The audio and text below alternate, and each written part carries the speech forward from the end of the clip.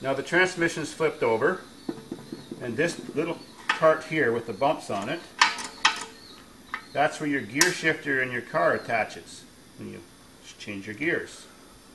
This little shaft here is your kickdown linkage. The whole part and assembly here is called a valve body. This is the brain of your automatic transmission. Inside all these bumps and stuff is just shiny metal rods, which are valve pistons.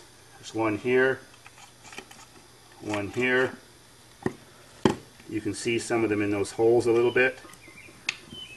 So when your transmission makes its decisions on what gear it wants to be in or what it's supposed to do, different pressures and different things move these different valves, kind of like an old-fashioned analog computer. The kickdown is here. When you step on your gas hard, on your throttle, it moves this arm, which hits this piston, and it changes the range of when your gears shift in your transmission. But gears don't actually shift. It's those bands and clutches. When you want to select your different gears in your transmission, like forward, reverse, drive, neutral, all that stuff, this is the lever that does it. That's hooked directly to your shifter arm, and it just moves out this little piston, and it just sends oil to different places in here to put your transmission in the appropriate gear that you've selected. The clicking you feel when you're switching gears is just these bumps riding against a roller spring. You're not actually shifting any gears. You're just smoothly moving a piston by feeling pressure against these bumps to hold it in the right position. This little arm here actuates this thing, which is your park arm I already just showed you. So it either lifts this arm up so it's not in park, or lets the arm fall down by spring tension, and it catches one of those notches and it is in park. So that little arm does that. In between, of course, the valve body and the housing is just this gasket. Now, I explained that these pistons push on these brakes and clamp those collars and stuff. Well, the pistons go in these holes, and there's a cap on top. I'll get in a minute.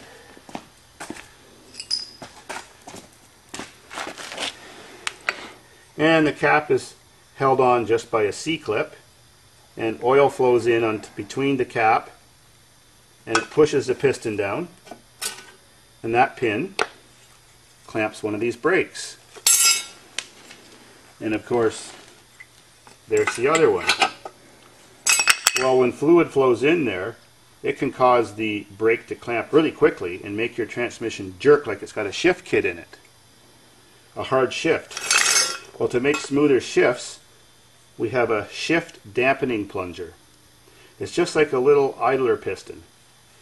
It makes it more gentle, so when the fluid flows into one of these pistons to actuate one of these brakes, it has this little piston to push against because it's on the same pressurized volume, and that just smooths out the fluid pushing on here so it doesn't just hit it so hard and cause a hard shift. This little thing dampens it and moves back for a second to reduce the pressure to cause a smooth, gradual shift, so it's it's a seamless shift in your transmission. And I guess finally, your valve body is sitting there, pointing towards the ground on your transmission, and that part here is your oil pickup tube, and this is the oil filter. Oil comes in here, goes through a thick piece of paper,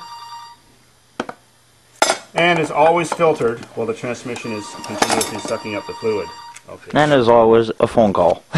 Now that I've got this whole thing tore apart on the floor, the disassembly process, once I got the front housing off, everything else was just held in there just by a few C-clips.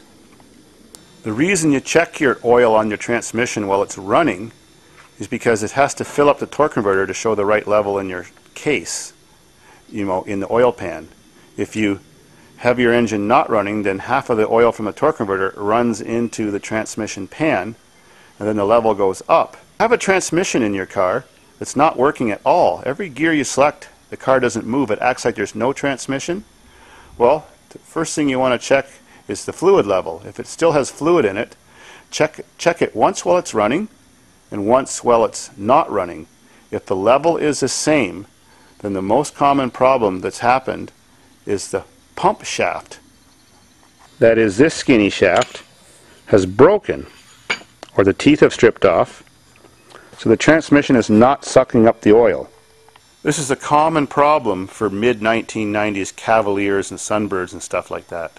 If you're accelerating with your automatic transmission car, and you're stepping on the gas and the engine's revving up, but the car's slipping, the transmission's slipping, it's like not going as fast as you're accelerating, well, then some of these clutch plates are worn out, or these brake bands. When they wear out, they discolor your fluid, so it looks like that. It's kind of a brownish color. All that friction material, which is brown friction material, ends up in the oil and makes it cloudy. A good healthy transmission has bright red clear oil, and it doesn't have a burnt smell. When those clutches are slipping, or those brake bands, they always leave a burnt smell. And as you can see, it's pretty murky and exactly what you don't want to see in an automatic transmission. And inside the housing is not much, just some notches to hold those outer edges of some of these clutches, thrust bearings, basically just empty space. Now, as we all know, Chrysler minivans, especially with the 4-speed automatic transmission, had a problem with all their transmissions going bad too. Well, it wasn't much of a problem with clutch plates, it was a problem with D-rings. That's a big rubber O-ring made out of gray rubber, or neoprene, that had to do with sealing around the clutches, and so that it could have pressure to actuate the clutches. I don't actually have a D-ring with me right now, but they're about that size. There's just a big floppy rubber O-ring like this metal ring. And they're called a D-ring because, just like this ring, the inside edge is square, but the outside edge was rounded. So if you cut one and split it, the profile would look like a D. That's what would wear out on them. But it's unfortunate that you had to take the transmission out of the car, completely disassemble it like this, just to put one of those D-rings in, or a couple of them in. Oops, dinner's ready. I hope you learned something. I've got to go. Oh yeah, one more thing to mention. This being a 4-speed automatic overdrive transmission, that means it has a circle around the D on your selector. Overdrive means that the output shaft of the transmission comes out of the back, that goes to your drive shaft, is spinning faster than the input of the transmission, the torque converter, so it's overdriving. On a 3-speed automatic transmission, that never happens. On a 3-speed automatic, third gear is always, the output shaft is spinning at almost the same speed as a torque converter. The reason it's not spinning at the same speed is because torque converters have some slippage, unless you have a lockup torque converter, and then for sure when you're driving on the highway, the torque converter or the RPM of the motor is the same as the output shaft of the transmission.